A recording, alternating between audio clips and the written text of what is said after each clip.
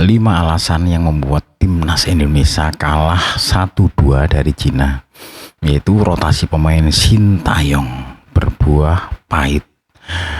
Duel timnas Cina melawan Indonesia di kualifikasi Piala Dunia 2026 zona Asia pada Selasa tanggal 15. Timnas Indonesia menelan kekalahan saat berhadapan dengan timnas Cina pada laga keempat grup C kualifikasi Piala Dunia 2026 yang berlangsung jam 7 malam. Pada duel ini pasukan Sintayong kalah dengan skor 1-2. Dua gol yang bersarang ke gawang Martin Paes tercipta pada babak pertama.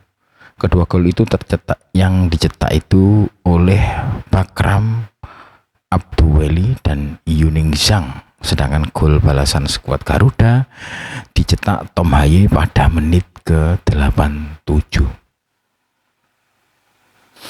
Pada laga ini, Sintayong membuat satu keputusan penting dengan mencoret Eliano Reijnders dari skuad bersama 3 pemain lain. Eliano tidak cedera. Ini taktik Sintayong, ujar manajer timnas Indonesia.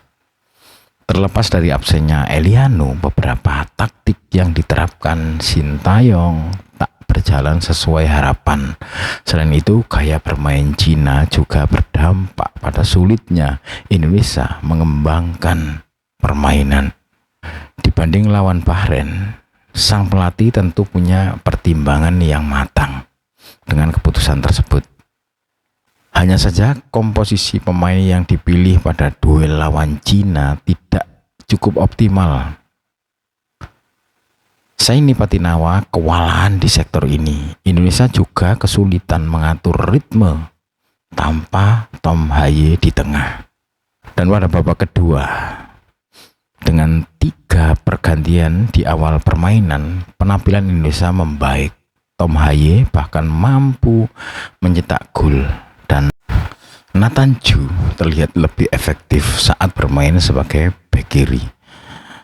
Aksi Ragnar Oramangun atau Bang Haji pada laga Bahrain versus Indonesia di kualifikasi Piala Dunia zona Asia PSSI harusnya tidak mencetak gol jika pemain timnas Indonesia lebih fokus. Pada kasus ini ada kesalahan individu yang dilakukan oleh Saini Patinawa. Patinawa mengambil risiko terlalu besar saat tidak langsung membuang bola.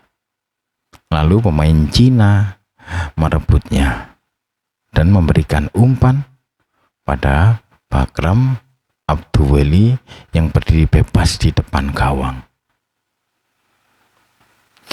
Jika dicermati, terlepas dari tambahan waktu kontroversialnya, ada kesamaan proses antara gol Bakram Abduweli dan gol kedua Bahrain ke gawang Indonesia. Apa itu? Para pemain Indonesia lengah pada situasi bola kedua saat set piece dan membiarkan pemain lawan tanpa pengawalan. Serangan Cina sebenarnya tidak terlalu istimewa. Sepanjang laga mereka hanya mampu melepas 5 shot dengan 3 yang tepat sasaran. Namun 2 dari 3 shot itu mampu menjadi gol. Kenapa? Jadi ini bukti bahwa lini belakang Indonesia saat ini sedang cukup rapuh. Apalagi proses gol yang bersarang ke gawang Martin Paes lahir dari kesalahan koordinasi pemain Indonesia sendiri. Gol kedua Cina harus tidak terjadi karena ada banyak pemain di dekat Gao Zuzi yang jadi pemberi assist. Situasi ini cukup mengherankan sebab pada 3 laga sebelumnya Indonesia bertahan dengan rapat. Cina menunjukkan permainan yang agresif pada babak pertama. Mereka acap kali melakukan duel-duel fisik dengan pemain Indonesia. Namun pada babak kedua ada situasi yang tidak biasa. Cina begitu agresif saat merebut bola terutama di lini depan. Namun saat dalam situasi bertahan, mereka sering terjatuh dengan kontak yang minimal. Ya. Apa yang dilakukan Cina adalah bagian dari taktik. Hanya saja bagi Indonesia, faktor ini bisa merusak ritme permainan yang sedang dikembangkan. Lalu ada banyak waktu yang terbuang. Ya itulah Cina bermain dengan terguling-guling jatuh, pura-pura jatuh kayak gitu. Pada menit-menit ke-10 akhir laga, terutama saat Pratama Arhan dan Malik Rizaldi bermain, Sintayong menerapkan taktik baru. Dua pemain itu diminta untuk melepas banyak umpan crossing. Arhan yang bermain di sisi kanan mampu menjalankan tugasnya dengan baik.